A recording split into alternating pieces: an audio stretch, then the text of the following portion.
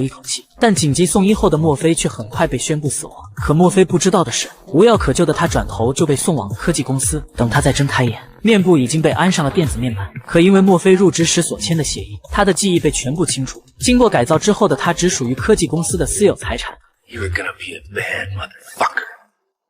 经过长达几个月的改造和测试，由墨菲身体改造而来的机械战警正式被投入使用。不明所以的同事纷纷赶来参观。经过开机调试，即将上岗的墨菲还被植入了3大定律：服务大众、保护无辜、维护法律。警察训练测试阶段，墨菲的表现成功惊艳了所有人。可他习惯性收回手枪的动作，却引起了生前女搭档的注意。